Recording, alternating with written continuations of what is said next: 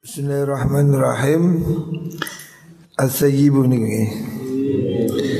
Al-thayyibu utawi rondo. Rondo niku nama janda. Janda al-thayyibu. Al-thayyibu utawi rondo iku tu'aribu jelasaken sapa sayyib an-nafsiha saking awak dhewe ne sayyib.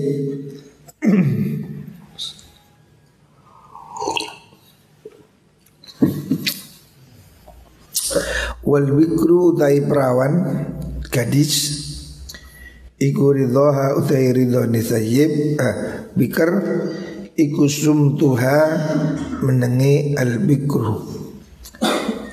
Rasulullah sallallahu alaihi wasallam memberikan aturan ya tata cara menikah antara gadis dan janda itu beda. Kalau janda orang yang sudah pernah menikah ya. Orang yang sudah pernah menikah, sudah pengalaman, ini dia sudah lebih dewasa. Makanya dia bisa menjelaskan kemauannya ya. Tu'aribu an-nafsiha. Artinya janda tidak boleh dinikahkan kalau dia tidak memberi izin. Jadi janda itu lebih berhak kepada nasib dirinya dan hak untuk memilih calon suami ya. Sementara wal bikru ridhoha sumtuha. Kalau anak gadis perawan itu cukup diem ya, karena biasanya masih pemalu. Artinya kalau gadis ini ditanyai, kamu mau menikah? Saya nikahkan sama itu Amar umpamanya. Kok orang itu diem ya berarti sudah oke ya. Jadi nggak perlu kalau gadis itu ya oke ya yes yang nggak usah. Itu gadis lainnya gadis sih biasanya malu, makanya dia cukup diam. Diam berarti sudah dianggap setuju. Karena gadis ini masih malu-malu. Tapi kalau janda itu sudah pengalaman, maka harus jelas mau nggak, mau bilang enggak harus bilang. Ini menurut Imam Syafi'i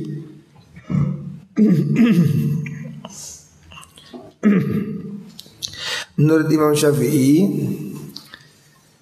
wali ya boleh menikahkan anaknya dengan paksa. Namanya disebut dengan wali mujbir ya, ada istilah wali mujbir. Artinya bapak ini punya kewenangan untuk menikahkan anaknya, baik anaknya setuju atau tidak setuju, menurut Imam Syafi'i. Begitu juga kakeknya ya. Tetapi sebaiknya anaknya ini juga diajak bicara ya. Walaupun wali ini punya hak ya, tapi pernikahan itu kan untuk jangka yang lama. Ya hendaknya ya diajak bicara. Makanya Rasulullah SAW memberi arahan wal bikru ridhoha sumtuha. Kalau gadis itu persetujuannya cukup dengan diam. Kalau anaknya ditawari, "Duk, mau nggak kamu saya nikahkan sama siapa? Sama itu loh, sama Rosid itu loh." "Mana Pak?" "Oh, no ya." "Ojo kok menengai?" "Oh yes, menengis dianggap oke. Jadi selama anaknya ini tidak menolak ya, itu baik-baik aja. Tapi kalau dipaksa ya, hari ini kan sudah situasinya berubah. Zaman dulu masih ada istilah kawin paksa. Kalau sekarang ganti terpaksa kawin karena sudah hamil duluan. Nah, kalau dulu kan kawin paksa dinikahkan, sekarang terpaksa kawin. Nah, ya sebaiknya memang ada komunikasi. Artinya bapak dan anak ini hendaknya ada diskusi. Seperti dicontohkan Nabiullah Ibrahim ketika diperintah untuk menyembelih Nabi siapa? Ismail. Nabi Ibrahim kan juga masih melakukan dialog ya. Nabi Ibrahim mengatakan, qala ya bunayya inni arafil manam anni azbahuk. Jadi walaupun Nabi Ibrahim itu menerima perintah dari Gusti Allah, tapi Nabi Ibrahim tidak semena-mena gitu loh. Enggak langsung anaknya dipedeng beleh, nanti ajak bicara ya. Jadi diskusi itu, musyawarah itu bagus ya. Apalagi untuk pernikahan ya, sesuatu yang sakral. Sebaiknya orang tua ya anaknya diajak bicara. Huruful jim, selanjutnya huruf jim. Qala Rasulullah sallallahu alaihi wasallam,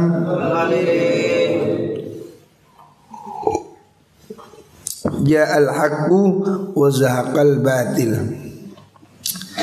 Ja'atu maka opal haqqu kebenaran, wa zahaqalan lebur apa al batilu kebatilan. Wa ma yubdi'u lan ora bertelo apa al batilu perkara batil. Wa ma yu'idu lan ora bali apa batil. Ja'al haqqu wa zahaqal batil ini ada beberapa penafsiran ya. Ada yang mengatakan al-batil itu ya berhala-berhala atau setan-setan ya. Mereka ini kan akan hancur. Kebatilan pasti akan hancur. Hadis ini diucapkan oleh Rasulullah SAW ketika beliau masuk negeri Mekah yang disebut dengan Yaumul Fathi, hari pembukaan itu. Di mana di situ di sekitar Ka'bah ada 360 berhala. Di zaman dahulu Ka'bah ini dikuasai orang musyrik. Ada 360 berhala. Kemudian Nabi buang, menyingkirkan itu semua sambil mengatakan ja'al haqqu wa zahaqal batil wa ma yubdi'ul batil wa ma yu'id. Artinya konteksnya seperti itu. Rawahul Bukhari wa Muslim wa Tirmidzi wa Nasa'i. Selanjutnya Rasulullah sallallahu alaihi wasallam mengatakan jalisul kubara, jalisu ngancanono lungguh sira kabeh, hendaknya kamu bergaul ya. Bergaul al kubara ing pira-pira wong kang agung. Hendaknya kamu bergaul dengan para orang-orang hebat ya. Kamu ini akan sangat terpengaruh dengan siapa kamu bergaul. 5 tahun lagi kamu jadi apa, seperti apa, bisa dilihat dari siapa temanmu hari ini gitu. Terus carilah pergaulan yang hebat ya. Carilah teman yang baik. Jalisul kubara, jalisu ngancanono lungguh sira kabeh al-kubara'a ing pira-pira wong kang agung. Hendaknya kamu berteman masuk di majelis orang-orang yang hebat, orang yang tinggi ilmunya, akhlaknya ya. Kamu harus bisa bergaul dengan orang-orang yang lebih baik ya. Kalau kamu kepingin kaya, bertemanlah dengan orang kaya. Kalau kamu kepingin pinter, bertemanlah dengan orang pintar. Nek koncomu arek sing beling-beling, arek sing ngantukan, rokokan, ya seperti itulah kamu ya. Sebab makhluk hidup ini cenderung berteman dengan yang sejenis. Kucing ya berteman dengan kucing, burung berteman dengan burung. Gak ono tikus berkawan dengan kucing. Itu kan Tom and Jerry ya. Makhluk ini akan berkelompok sesuai dengan profesinya ya. Makelar ya konjoni makelar, santri konjoni santri, copet konjoni copet ya. Jadi kamu harus berhati-hati milih teman. Temanmu ini akan sangat mempengaruhi siapa kamu di masa yang akan datang. Makanya Rasulullah SAW memerintahkan jalisul kubara, bertemanlah engkau dengan orang-orang hebat ya. Kalau kamu berteman orang hebat, itu akan menularkan optimis, semangat ya. Kita ini kalau ketemu orang-orang yang sukses, dia pasti punya banyak ide-ide kreatif. Tapi kalau ketemu wong sing gagal, isine sambat tok. Waduh, Masya Allah, aduh tok wis. Ekonomi susah lah, kerjaan susah lah, ini itu yang susah-susah tok. Hidup tidak ada harapan. Isine sambat. Nah, tapi kalau kita bertemu dengan orang-orang sukses, dia masih ada optimisme, tidak mudah menyerah. Walaupun situasi sulit, orang-orang hebat ini masih mempunyai cara untuk bertahan. Wasailul ulama, wasailulan podo takono sira al ulama ing para ulama. Hendaknya kamu ini ngaji sama ulama ya. Bertanyalah pada ulama ngaji ya. Ulama yang benar ya. Sekarang ini kan banyak ulama instan. Gak tahu ngaji, gak jelas mondok di mana, tiba-tiba ustaz.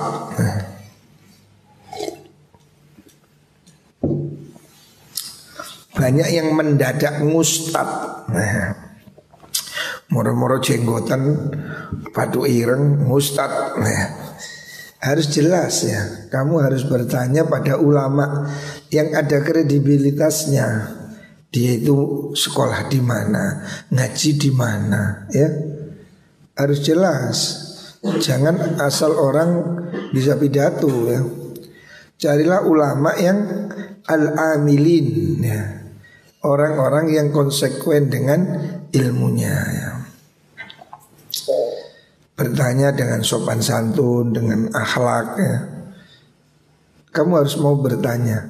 Ngaji begini ini juga begitu. Harus silakan bertanya ya. Wa khalidul hukama, wa khalidulan nganjana nosiro al hukama'a ing biro-biro ahli hikmah. Bertemanlah dengan orang-orang bijak ya. Kita ini di dunia ini ada kelompok-kelompok ya. Teman kita ini ada positif, ada yang negatif. Orang-orang positif akan mendorong kita terus optimis ya. Kamu mau kepingin ngafal Quran, orang yang positif pasti mendorong, oh itu bagus, itu hebat, itu baik ya. Tapi orang yang negatif ngembosi, ojo wis, angel wis, ruwet wis, wah gitu. Ini orang negatif ya. Hendaklah kamu bertemanlah dengan orang-orang yang positif. Orang yang percaya pada potensimu bisa dikembangkan. Semua orang ini punya potensi hebat ya, kalau dikembangkan, kalau dia punya teman yang baik ya. Makanya saya minta berhati-hati pilih teman. Jangan teman anak yang malas ya. Bertemanlah dengan orang-orang yang bijak ya. Rawahut Tabrani. Selanjutnya Rasulullah SAW bersabda, jubilat al-qulub ala hubbi man ahsan ilaiha. Jubilat dan wata'akan. Dan wata'na itu maksudnya ya secara naluri tertarik. Opal qulubu pira-pira ati ala hubbi man ing atase demen ing wong ahsana kang gawe bagus sapa man ilaiha maring al-qulub wa bughdiman lan sengit ing wong asa akan gawe Allah subhaman alaiha ing atase al-qulub niku. Ini Nabi mengajarkan ya secara psikologi. Nabi ini hebat, 14 abad yang lalu ya. Nabi ini sudah bisa membaca teori-teori seperti ini. Orang ini kata Rasulullah SAW, orang ini pasti seneng kalau diberi kebaikan. Orang ini kalau mendapat kebaikan pasti dia akan menjadi senang.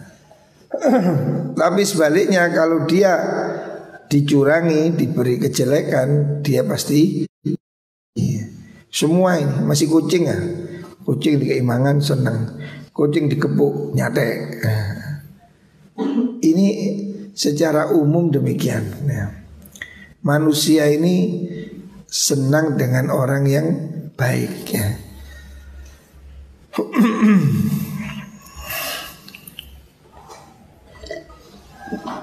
Orang walaupun tidak patek ganteng, umpamane ana arek wedok gak naksir nang Hamzah, nanti Hamzah. No. Tapi lek bendino dikirimi coklat, suwe-suwe ya gelem. Nah, lama-lama karena diperhatikan ya jadi senang gitu. Orang yang asalnya benci ya, terus setiap hari diberi sesuatu, lama-lama ya senang. Ini watak manusia memang. Makanya ini dimanfaatkan oleh pilkada itu. Setiap calon bupati, calon kepala desa pasti bagi-bagi ya. Boiku duitnya sendiri atau duit korupsi, tapi dia berusaha untuk memberi. Karena apa? Ya psikologinya orang itu kalau diberi mesti senang gitu. Makanya demokrasi ini tidak cocok untuk orang miskin. Karena orang-orang miskin ini kadang tidak peduli, yang penting dikasih apa sesuatu, wani piro. Nah, di demokrasi bagi orang miskin ini ya akhirnya jual beli ya. Makanya hendaknya kita ini hati-hati ya. Ojo enak-enak dikei ngono. Bisa jadi kamu diberi itu untuk diumpan. Seperti ayam kan dipakani terus cek lemu, cek nang dibeleh. Nah, jadi kamu jangan suka menerima pemberian kalau tidak jelas ya. Kalau tidak halal umpamanya. Carilah harta atau pemberian yang betul-betul halal ya, supaya barokah. Rawahul Baihaqi an Ibnu Mas'ud.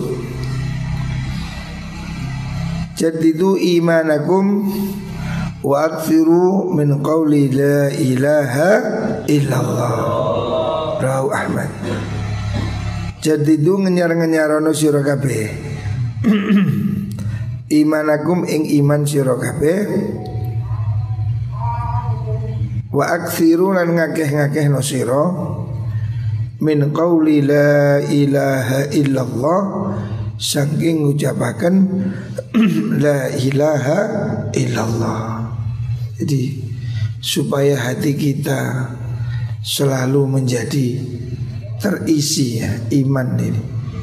Iman ini kan bisa naik bisa turun. Nah, agar iman kita ini selalu naik ya, supaya iman kita ini tidak drop, hendaknya selalu diservis. Kata Rasulullah SAW, jaddidu imanakum, hendaknya kamu perbarui, kamu upgrade, nah, kamu servis imanmu. Bagaimana caranya? Aktsiru min qauli la ilaha illallah.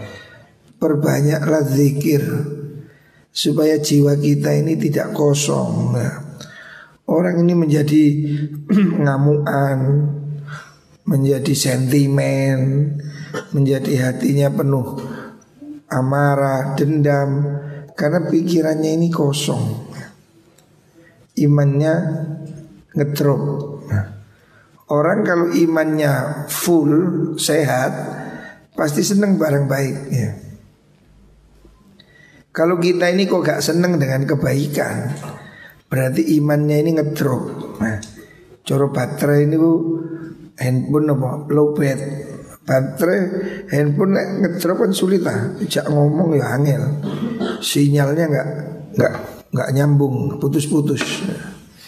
Iman juga begitu. Iman kita ini kalau ngedrop, berbuat baik berat. Nah, iman yang ngedrop ini benci pada kebaikan, tidak ngaji nesu, tidak jamaah ngamuk. Wah, ini imannya ngedrop ini. Gimana supaya imannya iman supaya selalu grace, supaya cereng. Jaddidu biqauli la ilaha illallah. Menurut istilah para orang-orang sufi ya, jaddidu artinya selalu dikuatkan. Jadi iman kita ini supaya terus meningkat ya. Setiap saat, setiap nafas hendaknya selalu diisi dengan ucapan la ilaha illallah. Nah, ini perbanyak ya. Sebab dengan semakin banyak kita mengucapkan la ilaha illallah, hati ini akan semakin bagus ya. Iman semakin kuat, cahayanya semakin bersinar ya. Keyakinannya juga bertambah. Dan Allah akan membukakan mata hati kita ini. Makanya kita ya, orang Islam Ahlus Sunnah wal Jamaah, habis sholat ini minimal baca zikir la ilaha illallah. Biasakan la ilaha illallah, la ilaha illallah. Bahkan orang-orang thariqah itu setiap hari membaca wirid ini sampai 5.000, 10.000. Kalau bisa minimal habis sholat 100 la ilaha illallah, la ilaha illallah. Ini untuk servis iman ya. 100. Saya dapat ijazah dari Syed Fadil Thariqah Qadiriyah ya. Itu setiap hari supaya baca la ilaha illallah pada sholat 100 kali. La ilaha illallah, la ilaha illallah. Usahakan 100 kali. Kecuali kalau maghrib, karena maghrib ini kan waktunya pendek. Kalau maghrib boleh 11 kali. Tapi setiap hari ya harus ya terus menerus. Bahkan ada zikir yang tanpa hitungan. Sebagian orang-orang sufi itu hitungnya pakai nafas. Jadi pokoknya setiap tarik nafas Allah, Allah, Allah, Allah setiap nafas. Ya. Jadi berapa ya? Jutaan. Pokoknya setiap tarik nafas ingat Allah, Allah, Allah, seperti itu. Atau la ilaha illallah. Menang-menang rek. Makanya bawa tasbih ya. Tasbih itu bagus ya. Orang bawa tasbih ini akan tergerak untuk wiritan ya. Kelihatannya tasbih ini kan remeh, Tapi orang pegang tasbih itu tiba-tiba tergerak wirid. Makanya saya menganjurkan kami ini punya tasbih. Belilah tasbih cilik lah, murah, 2.000, 5.000. Tapi kamu lebih banyak pegang tasbih daripada ngerumpi, daripada ngedabrus ya, pegang tasbih. La ilaha illallah. Atau sallallahu alaihi wasallam, hasbunallah ni'mal wakil. Basahi lisan kita dengan zikir. Terutama la ilaha illallah. La ilaha illallah harus ada di hati kita, supaya hati kita ini terus jadi dingin ya. Hati ini supaya tidak banyak kedendaman, kebencian, permusuhan. Hati yang ingin bertengkar itu karena kosong ya, cahayanya kurang. Hati yang tidak ada cahayanya menjadi kepinginnya itu ngamuk ya, iri aja ya, nggak senang dengan kebaikan. Ini tanda hati ini sudah menipis ya. Kata Rasulullah SAW, tanda iman itu ya al-mu'minu man sarrathu hasanatuhu wa sa'atu sayyi'atuh. Orang itu tandanya imannya normal, itu senang dengan kebaikan, menyesal berbuat kesalahan. Itu berarti imannya top chair. Jadi kalau kamu kok nggak jamaah, hatinya nyesel, ya Allah kenapa nggak jamaah? Nggak ngaji kamu nyesel, berarti imanmu hidup. Tapi kalau kamu nggak ngaji, hatimu malah seneng, melorot, kamu malah bangga, lah ini imannya mencelek ya. Makanya perlu iman ini kita servis. Perbanyaklah kalimat la ilaha illallah. Menang-menang la ilaha illallah. Perbanyak ini la ilaha illallah, supaya yang terakhir, yang penting, man kana akhiru kalami la ilaha illallah dakhalal jannah. Siapa orang akhir hidupnya adalah ucapan la ilaha illallah, dia masuk surga ya. Makanya ini harus ditahan terus ya. La ilaha illallah harus selalu ada di hati. Menang-menang Allah, Allah, Allah, Allah. La ilaha illallah, la ilaha illallah, atau Allah, Allah. Tancapkan terus la ilaha illallah di hati. Muka-muka ini yang membuat kita husnul khatimah ya. Kita ini penting deh. Mati membawa iman ini penting ya. Semua orang hidup pasti akan mati. Muka-muka ya. Kalau ditakdir kita mati, mati dengan membawa la ilaha illallah. Ini kita inginkan ya. Makanya kita mohon pada Allah, semoga kita ini diingatkan dengan kalimat la ilaha illallah di akhir hayat ini. Penting ini. Ini sudah puncak. Kalau kita mati dengan la ilaha illallah dakhalal jannah, kita dijamin masuk surga. Muka-muka kita semua diberi husnul khatimah. Muka-muka kalau kita dipanggil Allah teringat dengan la ilaha illallah.